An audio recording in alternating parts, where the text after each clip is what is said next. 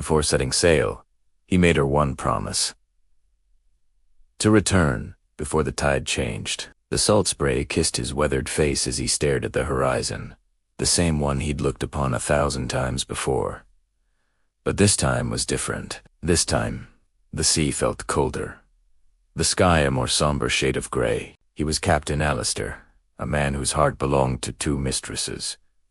The boundless ocean in the woman waiting for him on the shore. Alara's eyes, the color of the summer sky, were the last thing he saw before the port faded into a speck. He clutched the small, hand-carved locket she'd given him, its cool metal a stark contrast to the warmth of her hand just hours before. "Before the tide changes," he'd whispered, his voice rough with unshed emotion. It was a promise they'd shared for years, a ritual that bound them across the vast, lonely expanse of the sea. His ship, the Sea Serpent, was more than just wood and canvas.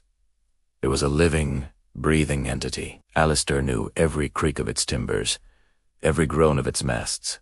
He and his crew were seasoned sailors, men who had faced storms that could swallow islands whole and navigated through fogs so thick you could barely see your own hand. They were brothers, bound by the unforgiving nature of the sea. Days turned into weeks.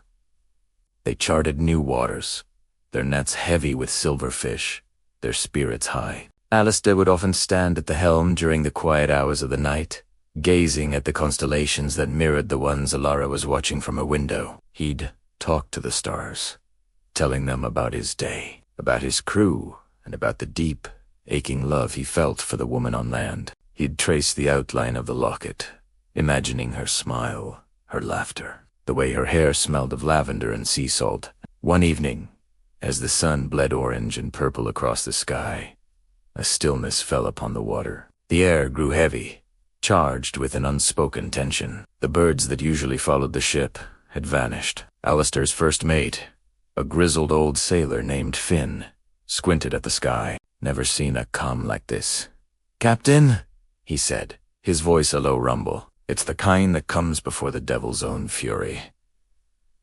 Alistair knew it too. He felt it in his bones, a primal instinct honed by decades at sea. He gave the orders, his voice steady and calm, betraying none of the cold dread creeping into his heart.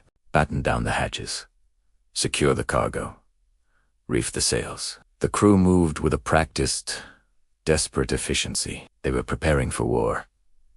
The storm hit them without warning. It wasn't a gradual build-up of wind and rain. It was a sudden, violent explosion of nature's wrath. Waves, monstrous and black, rose like mountains, crashing down onto the deck with the force of 1,000 hammers. The Sea Serpent groaned, its timbers screaming in protests as it was tossed about like a child's toy. Rain and sea spray lashed at them, blurring the world into a chaotic mess of gray and white. Through it all, Alistair stood firm at the wheel, his knuckles white, his jaw set. He fought the ocean, his old mistress, with every ounce of his strength and skill. He was a master of his craft, a conductor orchestrating a symphony of survival against impossible odds. 4 hours, they battled. Men were thrown across the deck, ropes snapped like threads, and the mast cracked with a sound like thunder. In the heart of the maelstrom, a rogue wave, larger and more ferocious than any before it, loomed over them.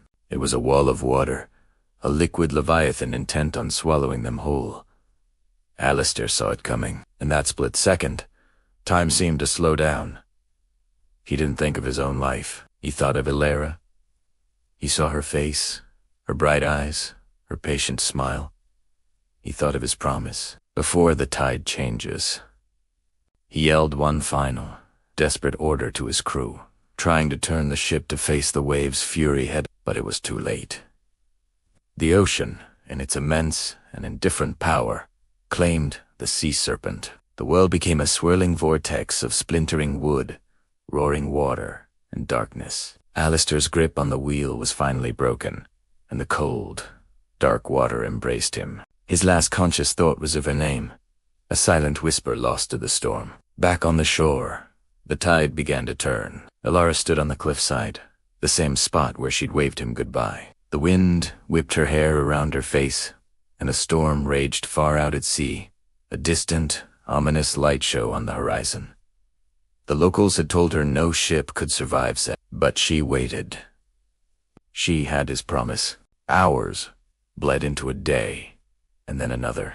The storm passed, leaving behind a deceptively calm sea. The tide changed, again and again. Every day, Elara walked to the cliff, her hope a flickering candle against a gale of despair. She scanned the empty horizon, her heart aching with a silent plea. One morning, as the sun rose, painting the sky in soft hues of pink and gold, a young boy running along the beach found something washed ashore. It was a piece of wreckage, a splintered fragment of a ship's helm. Entangled in the wood was a small, hand-carved locket, tarnished by the sea but still intact. When the boy brought it to her, Elara's hands trembled as she took it.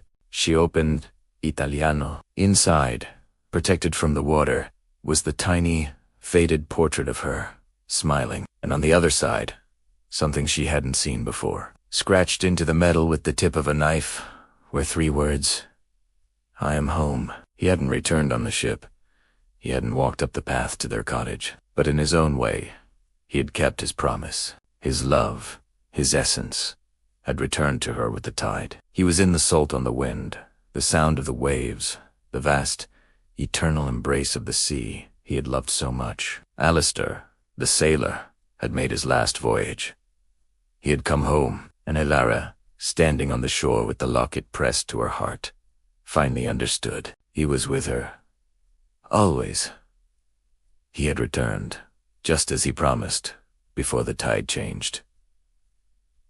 Thank you for watching. If this story touched your heart, please like, share, and subscribe for more tales from the deep. We'll see you in the next one.